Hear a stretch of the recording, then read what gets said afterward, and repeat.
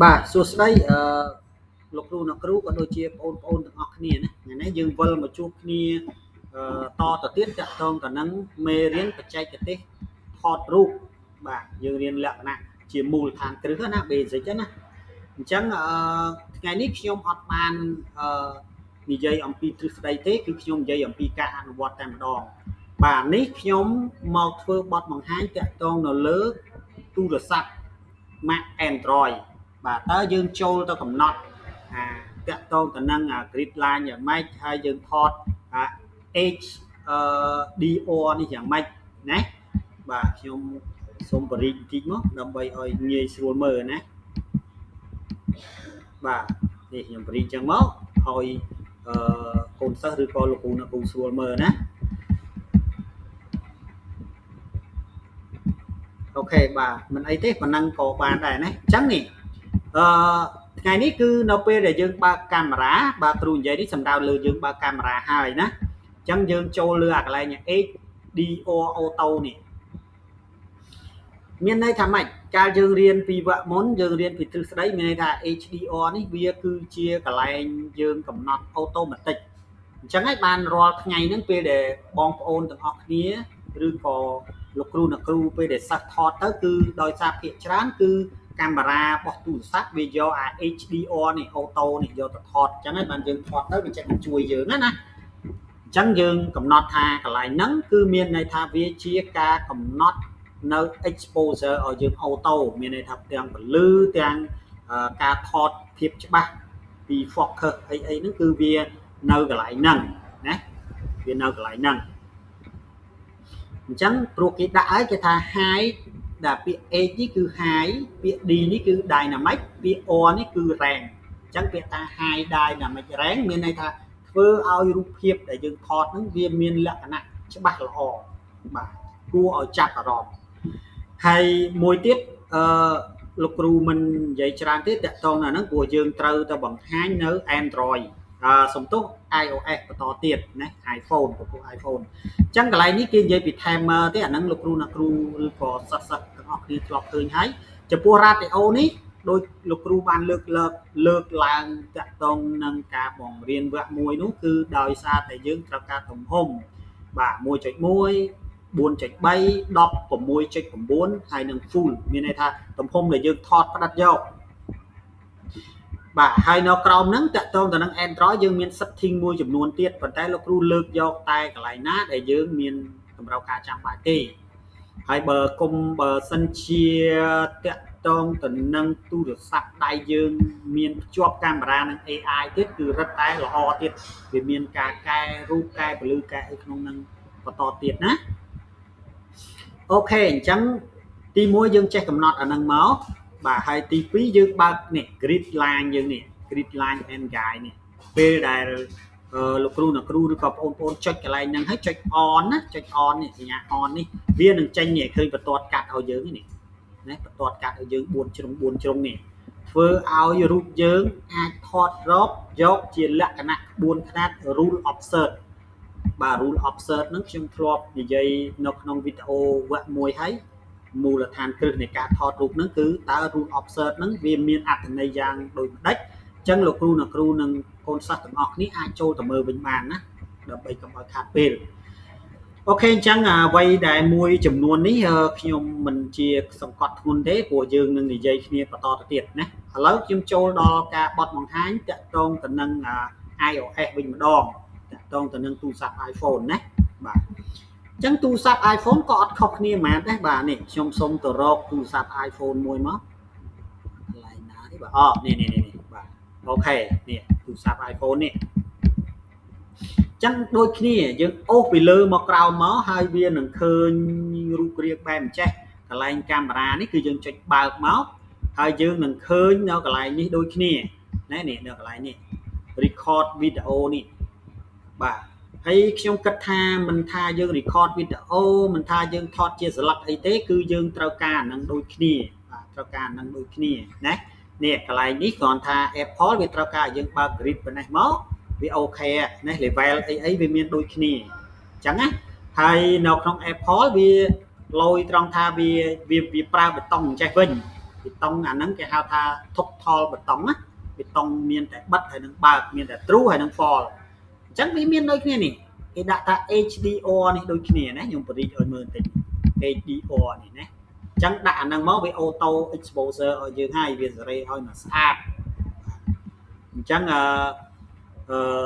ជាទូទៅគឺក្នុងន័យចេតនាដែលគ្រូបង្ហាញនេះសម្រាប់លោកគ្រូអ្នកគ្រូឬក៏បងប្អូននេះគឺមានន័យថាយើងចង់ឲ្យកាមេរ៉ានេះយើងថតរូបបានស្អាតដោយជាលក្ខណៈអូតូបាទគ្រូចង់និយាយកន្លែងហ្នឹងណា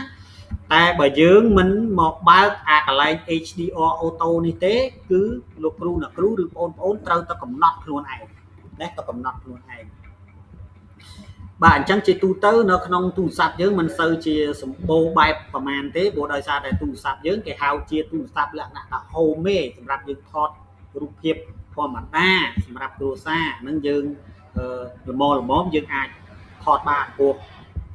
លោកគ្រូអ្នកគ្រូឬក៏បងប្អូនត្រូវយល់ថាអញ្ចេះត្រូវយល់ថាអ្វីដែលគេបង្កើតមកគឺដើម្បីភាពងាយស្រួលបាទមិនមែនដើម្បីបង្កើតមកឲ្យមនុស្សឈឺក្បាលនៅក្នុងការកែតម្រូវលើវាច្រើនពេកគេអត់ចង់ប្រើទេអញ្ចឹងហើយបានជា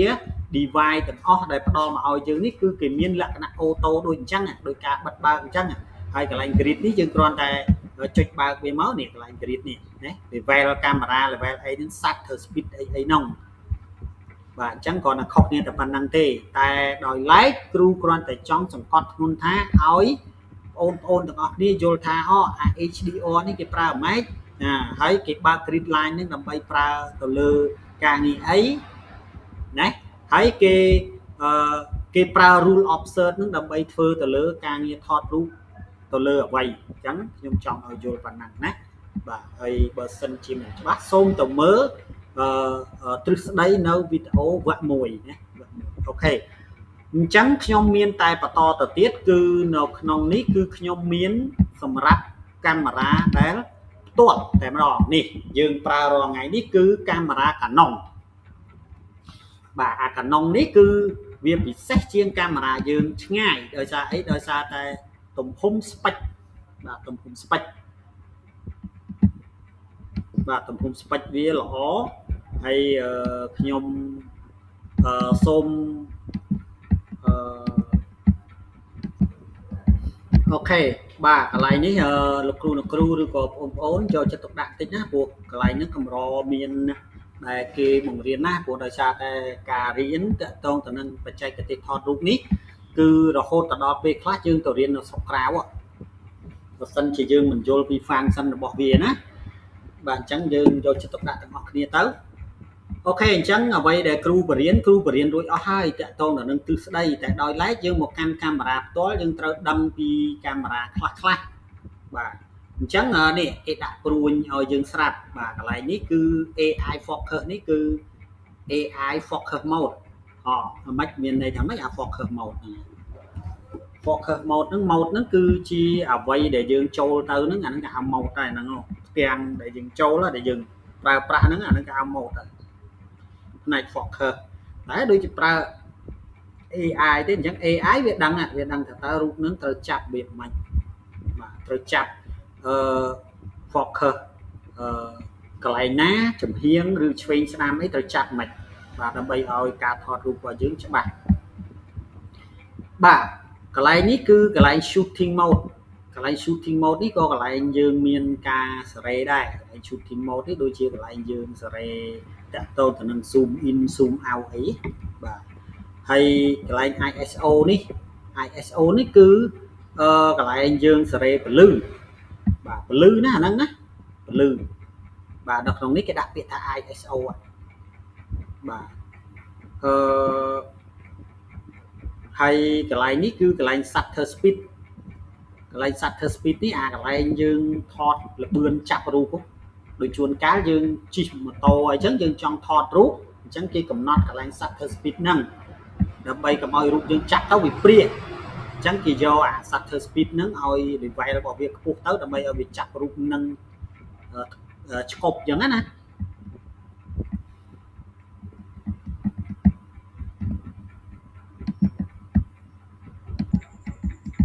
បាទឥឡូវខ្ញុំនិយាយតាក់ទងនឹងអានេះតិចបាទ ខ្ញុំសូម minimize នេះទៅនេះបាទ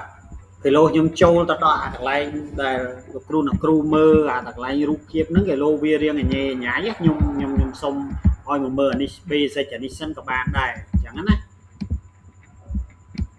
ប៉ុន្តែពិតភាគច្រើនអានេះឯកទេសនេះវាសម្រាប់អ្នកថតរូបជាអាជីពទេតែគាត់ថាបើសិនជាបងប្អូនឬក៏លោកគ្រូអ្នកគ្រូចាប់បានកន្លែងហ្នឹងវាជារឿងមួយដែលយើងអាចនិយាយបានថាការថតរូបរបស់យើងវាមានប្រសិទ្ធភាពដែរអញ្ចឹងណាអញ្ចឹងនេះនៅក្នុងកន្លែងកាមេរ៉ាដូចលោកគ្រូអ្នកគ្រូបានឃើញនេះកន្លែងដែលខ្ញុំបង្ហាញមិញណាកាមេរ៉ាដែលខ្ញុំបង្ហាញមិញនេះកន្លែងនេះបាទកន្លែងហ្នឹងគឺនេះនៅអាកន្លែងបេតុងយើងចុចនេះអញ្ចឹងជាទូទៅអ្នកដែលថតកាមេរ៉ាដំបងជាពិសេសដូចនិយាយឲ្យចំទៅដូចយើងកំពុងតែជាអ្នកថតរូបធម្មតាអញ្ចឹងយើងមិនមែនអ្នកអាជីពអញ្ចឹងយើងត្រូវមកសិក្សាពីអាហ្នឹងនេះអាកន្លែងបេតុងកន្លែងយើងបវល់នេះបាទយើងកុំទាន់មើលអានេះដូចលោកគ្រូនិយាយមិញក៏បានដែរព្រោះអានេះនឹងអានេះគឺដូចគ្នាទេតែគ្រាន់ថាអានេះយើងត្រូវការសេរីបើយើងចុចលើហ្នឹងយើងសេរីខ្លួនឯងអញ្ចឹងណាយើងសេរីតែអាលើនេះយើងចុចបេតុងចេះវាជួយឲ្យយើងអាចកំណត់អូតូបានឥឡូវខ្ញុំសូមទៅនិយាយពីអាកន្លែងបេតុងហ្នឹងវិញព្រោះយើងនិយាយនៅក្នុងនេះគឺគេជាលក្ខណៈអ្នកដែលថតរូបជាលក្ខណៈអាជីពហើយបើយើងនិយាយក្នុងនេះមកលក្ខណៈអាជីពដូចជាខាងផ្នែកអ្នកធ្វើការក្រសួងព័ត៌មានដូចជាខាងផ្នែកអ្នកដែលគេថតរូប movie editor ធំអញ្ចឹងណាប៉ុន្តែមិនមែនមានន័យថាយើងមិនប្រើទេព្រោះអានេះគេពេលដែលយើងរៀនចប់ពីអាកន្លែងកំណត់នេះទៅគឺយើងនឹងរៀនប្រើដូចគ្នាបាទយើងស្រាវជ្រាវទៅយើងប្រើបានដូចគ្នាណាអូខេអញ្ចឹងខ្ញុំសូមទៅមើលអា basic របស់យើងនេះគឺភាគច្រើនយើងមានបញ្ហានៅលើនេះណាហើយខ្ញុំសូម skip អា C1 C2 នេះសិនព្រោះអា C1 C2 នេះយើងមិនសូវជាប្រើទៅមិនសូវជាជួបប្រហែលទេអាហ្នឹងហើយខ្ញុំនឹងបញ្យល់តាមក្រោយទៀតណាថាហ្នឹងស្អីគេអញ្ចឹងដំបូងឡើយយើង start ពីតាក់ទងទៅនឹងពាក្យថាA សិនណាពាក្យថា A នេះសំទោស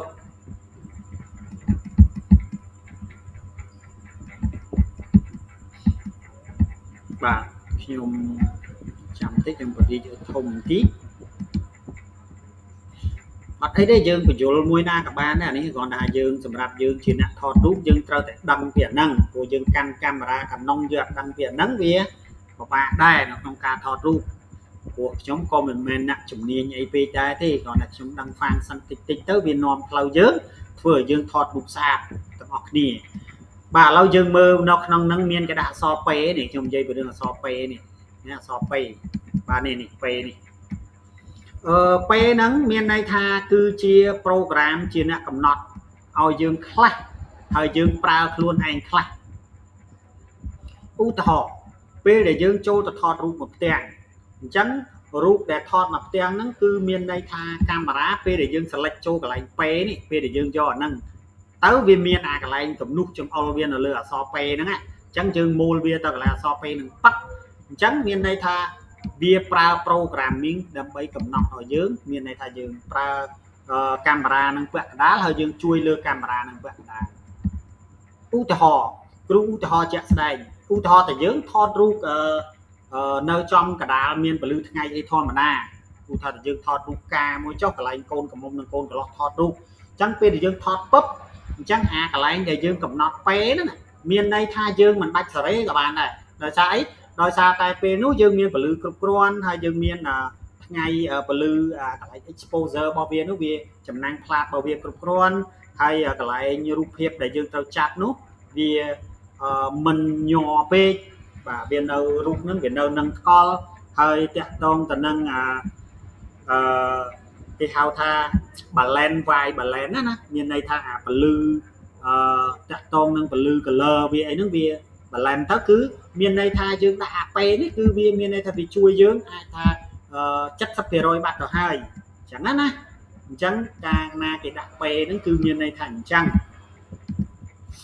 អូខេអញ្ចឹងយើងឃើញពាក្យ AV ទេបាទយើងឃើញពាក្យ AV នេះគឺជាកន្លែងមួយដែលយើងធ្វើឲ្យយើងចាប់រូបថតទៅវាច្បាស់ វាច្បាស់ណាកន្លែងហ្នឹងមានន័យថាយើងខ្ញុំគិតថាលោកគ្រូអ្នកគ្រូឬក៏បងប្អូនធ្លាប់ថតរូបអារបៀបលក្ខណៈព្រិលពីក្រោយហ្នឹងគេហៅថាជាទូទៅដែលយើងប្រើនៅក្នុងកាមេរ៉ាយើងដែលយើង select យក portrait ណា portrait អាកន្លែងហ្នឹងគឺកាលណាយើងដាក់ AV អញ្ចឹងវាមិនមែនជាលក្ខណៈ portrait ទេវាមានន័យថាវាចាប់រូបហ្នឹងគឺច្បាស់ល្អ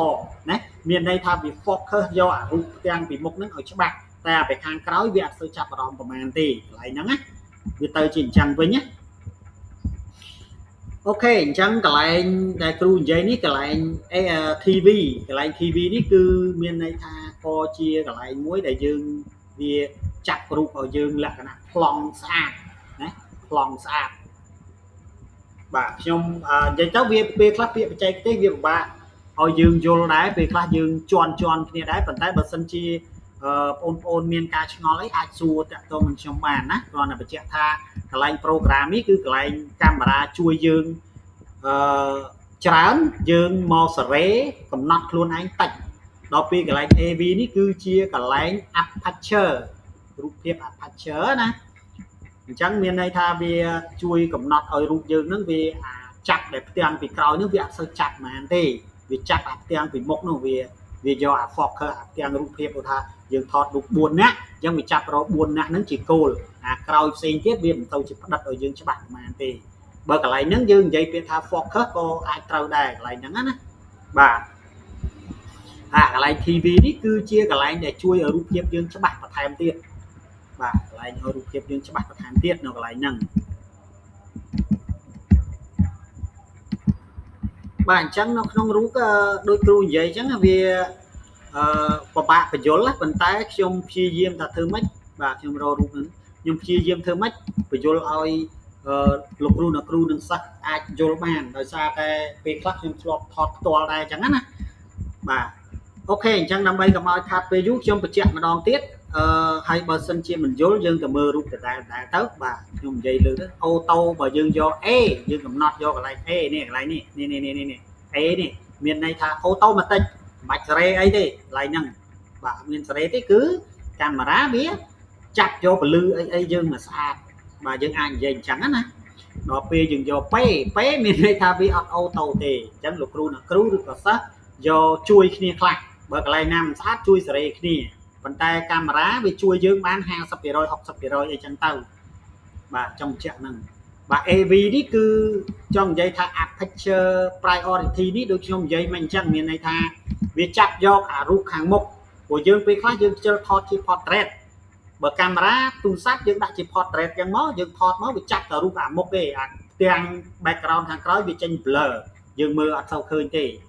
អញ្ចឹងអាហ្នឹងវាស្តៀងគ្នាបាទស្តៀងគ្នាដែរណាប៉ុន្តែគាត់ថាវាមិនច្បាស់ដូចយើងប្រើអា portrait នឹងពេកទេវាគាត់ថាវាព្រិលដែរតែវាព្រិលយើងអាចទទួលយកបាននៅកន្លែងហ្នឹងបាទហើយ TV នេះគាត់ថាវាបញ្ជាក់ថាជួយទប់ឲ្យរូបនឹងស្អាតទេណាឲ្យរូបនឹងស្អាតទេបាទហើយកន្លែង M នេះគឺយើងកំណត់ខ្លួនឯងបាទអញ្ចឹងយើងប្រៀបធៀបនេះទៅA នេះ A បូកនេះអូតូ P នេះអានេះហើយ AV នេះកន្លែង AV នេះ TV នេះគឺកន្លែង TV នេះ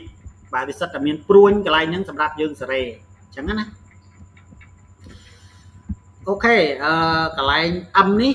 គឺយើងគ្រូចង់និយាយចេះគឺគេសង្កត់ធ្ងន់ណាស់កន្លែង M ហ្នឹងគឺយើងរៀននៅកន្លែង M ហ្នឹងធ្ងន់ជាងគេនេះកន្លែង M នេះកន្លែងនេះកន្លែងហ្នឹងអត់មានជួយយើងអីទាំងអស់កាមេរ៉ាអត់មានជួយយើងទេយើង zoom យើង focus យើងធ្វើអីខ្លួនឯងទាំងអស់យើង exposure យើងដាក់ shutter speed យើងដាក់ ISO ពលឺហើយយើងកំណត់ឲ្យវាថតរូបនឹង portrait អីយ៉ាងម៉េចយ៉ាងម៉ាឲ្យវា blur ឲ្យវាអីនេះគឺយើងជាអ្នកសេរីកាមេរ៉ាខ្លួនឯងទាំងអស់អញ្ចឹងហើយបានគ្រូថាមកយល់អាកន្លែងនេះ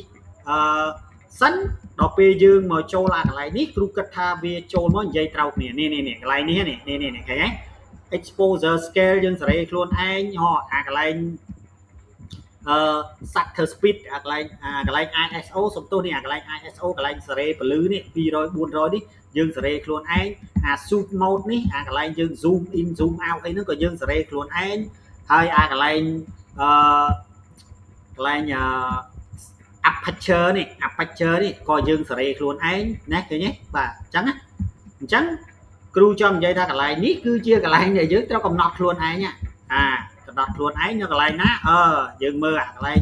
លើទ្រឹស្ដីយើងមិញយើងចូល M នេះយើងចូល M អញ្ចឹងកាលណាយើងចូល M ហ្នឹងគឺយើងសេរីខ្លួនឯងហើយបាទអញ្ចឹងនៅក្នុងការថតនេះគឺវាមិនមានអីគ្រូត្រូវបញ្យល់វែងឆ្ងាយទេគ្រូគ្រាន់តែបញ្យល់ថាអាកន្លែងនេះកន្លែងវីដេអូនេះអត់អីទេយើងសេរីមកនៅក្នុងហ្នឹងវាមានហើយបាទនៅក្នុងហ្នឹងវាមានកន្លែងវីដេអូហើយណាអូខេអញ្ចឹងចំណុចដែលយើងគួរចាប់ផ្ដើមគឺយើងត្រូវចាំទៅលើតែ3 4នឹងសិនទៅព្រោះនិយាយទៅអ្នកឯកទេសថតរូបបើនិយាយឲ្យត្រូវគឺរៀនបរិញ្ញាបត្រ4ឆ្នាំដូចគ្នាអ្នកខ្លះរៀនដល់6ឆ្នាំបានយើងអាចថតរូបជាលក្ខណៈអាជីពបានអញ្ចឹងថ្ងៃនេះគ្រូគ្រាន់តែបញ្យល់លក្ខណៈ basic យ៉ាងហោចណាស់ឲ្យលោកគ្រូអ្នកគ្រូនិងបងប្អូនទាំងគ្នាចាំតែ3 4ទៅក៏បានដែរអូតូ A ហ្នឹងហើយ P program ណែភាគច្រើនគឺបើសម្រាប់ខ្ញុំនេះខ្ញុំប្រើតែ2ហ្នឹងទៀតណាខ្ញុំប្រើតែ2ហ្នឹងទេព្រោះដោយសារអីដោយសារតែខ្ញុំគិតថាពេលដែលខ្ញុំថតរូបហើយខ្ញុំយកអូតូហ្មងទៅវាខ្ជិលសេរីអីវាឲ្យវាប្រើឲ្យវាចាប់យក focus អីខ្លួនឯងហ្នឹងទៅដល់ពេលមួយទៀតថាបើសិនជាកន្លែងហ្នឹងវាយើងត្រូវការពលឺយើងត្រូវការប្រីព្ររួមអី focus អីទៅយើងប្រើពេលទៅមានន័យថាយើងសេរីខ្លួនឯងខ្លះឲ្យកាមេរ៉ាជួយខ្លះតែខ្ញុំប្រើតែ2ហ្នឹងទេណាខ្ញុំប្រើតែ2ហ្នឹងទេហើយខ្ញុំបូកផ្សំជាមួយនឹងនេះ rule of third ឃើញយើងបូកផ្សំនឹង rule of third ហើយបូកផ្សំជាមួយនឹង grid អីទៀតទៅដាក់ទៅវារូបហ្នឹងវាគ្រាន់បើហើយណាប៉ុន្តែគ្នាយើងឬក៏លោកគ្រូនិងគ្រូនិងបងប្អូនត្រូវចាំថានៅពេលដែលយើងចូលឡាកន្លែង M នេះកន្លែង M នេះអាហ្នឹងគេអ្នកជំនាញអាហ្នឹងពួកគេមិនយកអូតូទេឬក៏គេមិនយក program នេះទេហេតុអីបានគេមិនយកអាហ្នឹងដោយសារតែគេចង់និយាយថាគេចង់សេរីឧទាហរណ៍ខ្ញុំឧទាហរណ៍ឲ្យជាក់ស្ដែងមួយកាលនោះខ្ញុំបានជួបជាមួយនឹងមានជនបរទេសម្នាក់គាត់មកទស្សនានៅប្រាសាទអង្គរវត្តហើយខ្ញុំកាលនោះខ្ញុំឆ្ងល់ដែរខ្ញុំឆ្ងល់ថាគាត់សេរីតាហ្នឹងសេរីតាហ្នឹងសេរីអា A P TV អី MB អីហ្នឹងសេរីតាហ្នឹងខ្ញុំអត់យល់ថាគេសេរីអីទេហើយនៅពេលដែលវាសេរីចុះសេរីឡើងសេរីចុះសេរីឡើងវាអត់ត្រូវខ្ញុំឃើញវាកាច់ចូលអា M ហ្នឹងបាទកាច់ចូលអា M ហ្នឹងព្រោះមានន័យអញ្ចេះមានន័យថាកាលណាអាពួកអូតូអាពួកជំនួយនេះវាអត់គ្រប់អញ្ចឹងវាត្រូវការខ្លួនឯងវាត្រូវការ zoom វាត្រូវការដាក់ lens កណុងធំណា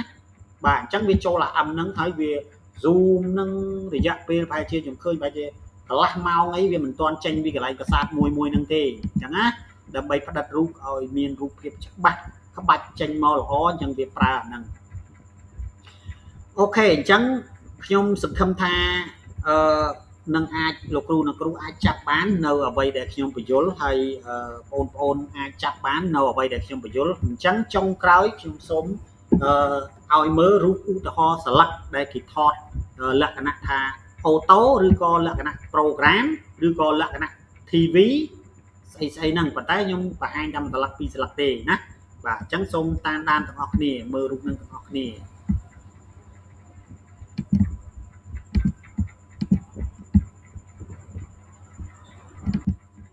អូខេអញ្ចឹងយើងទៅមើលអារូបភាពគេណាបាទនេះបាទខ្ញុំឲ្យមើលអញ្ចឹងខ្ញុំឲ្យមើលហ្នឹងខ្ញុំឲ្យមើលចេះខ្ញុំឲ្យសង្កេតមើលថាតើនៅពេលដែលយើងឃើញរូបគេថតរបៀបហ្នឹងនេះឃើញទេគេថតរបៀបហ្នឹងតើយើងមើលទៅថាតើគេថតរូបហ្នឹងថតរបៀបលក្ខណៈយ៉ាងដូចម្ដេចអញ្ចឹងណាបើសិនជាយើងយល់ពីការថតរូបយើងដឹងថាគេថតហ្នឹងវាមានលក្ខណៈថាត្រឹមត្រូវឬក៏មានលក្ខណៈថាស្តង់ដារល្អឬក៏យ៉ាងម៉េចអញ្ចឹងណាអញ្ចឹងយើងមើលអ្នកនេះកាន់ដៃគាត់កាន់កាមេរ៉ាបាទយើងសង្កេតមើលណាតើនៅក្នុងរូបថតហ្នឹងគេមានថតជា rule of third អត់ថាតើនៅក្នុងការថតរូបជាលក្ខណៈទូរស័ព្ទអញ្ចឹងវាមានលក្ខណៈបច្ចេកទេសប្រើ function មុខងារនឹងអត់មានប្រើ P មានប្រើ AV មានប្រើ អីគេមាន TV មានអីដូចយើងនិយាយមិញអញ្ចឹងហើយនឹង manual មានប្រើអញ្ចឹងអត់ណាឃើញអញ្ចឹងសំណួរដែលលោកគ្រូសួរនេះលោកគ្រូបង្ហាញពីរូបភាពប៉ុណ្ណេះដើម្បីអីដើម្បីឲ្យគ្នាយើងជាកំណត់មួយណាជាកំណត់មួយថាពេលដែលយើងមើលរូបហ្នឹងយើងនឹងដឹងថាអូរូបនេះគេថតនេះដូចជាមិនសូវជាត្រូវតាមគោលការណ៍ទេឬក៏រូបនេះគេថតមកវាជាលក្ខណៈមួយវាជាលក្ខណៈគេប្រើអូតូម៉ូតគេប្រើលក្ខណៈ program ឬមកគេប្រើជាលក្ខណៈមានជាគេហៅថា HDR នេះណានេះនៅក្នុងនេះគ្រូឃើញថារូបថតនេះអត់ប្រើ high dynamic range នឹងទេនេះ HDR នេះគេអត់ប្រើទេហើយនៅក្នុងរូបភាពនេះក៏គ្រូមិនឃើញគេមានថតពី rule of third ដែរអញ្ចឹងណា rule of third អត់មានហើយនៅក្នុងរូបថតនេះគ្រូគិតថាទោះបីជាគេនេះគេប្រើអា AV ដែលយើងនិយាយមិញអា focus ដាក់រូបមាន background នេះកន្លែងនេះអារូបពលឺនេះ blur អីក៏អត់មានឃើញមានដែរអញ្ចឹងពេលដែលយើងមើលអ្នកដែលកាន់កាមេរ៉ាថតរូបនេះគឺដៃគាត់កាន់គឺគ្រូគិតថាប៉ុណ្ណឹងគឺអូខេទទួលយកបានហើយពេលដែលយើងរៀនណាប៉ុន្តែនៅពេលដែលគាត់ថតរូបគឺគាត់អត់បានយល់ពីរបៀបនៅក្នុងការថតរូបទេអញ្ចឹងហើយបានជាវីដេអូដែលគ្រូបញ្យល់អំបញ្ញមិញចាក់តងទៅនឹងរូបឃ្លូងឃ្លាមកកណោមិញនេះមកកណោមិញនេះគ្រូឲ្យយល់ពី function មួយចំនួននៅក្នុងហ្នឹងហើយ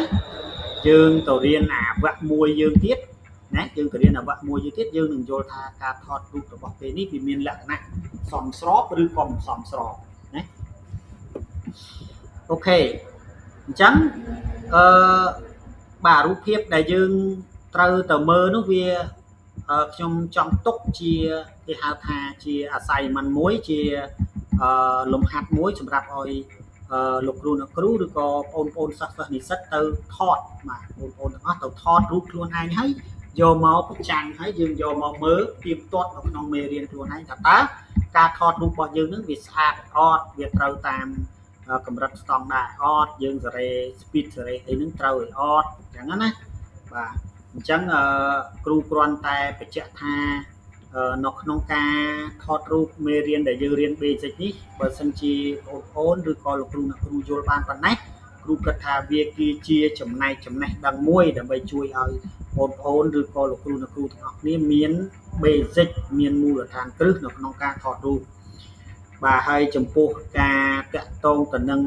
ISO ពលឺតាក់ទងទៅនឹង aperture បាទតាក់ទងទៅនឹង shutter speed បាទដែលគ្រូនិយាយហ្នឹងគឺសិតតែជាមុខងារសម្រាប់ចូលទៅក្នុងការថតរូបនៅទាំងអស់ដែលយើងត្រូវរៀនបន្ថែមទៀតបាទប្រសិនបើលោកគ្រូមានពេលលោកគ្រូនឹងថតនៅវីដេអូមួយទៀតគេហៅថា advanced ការមេរៀនថតរូបកម្រិតខ្ពស់បាទយើងអាចនិយាយបានអញ្ចឹងមេរៀនថតរូបកម្រិតខ្ពស់ឬក៏កម្រិតមធ្យម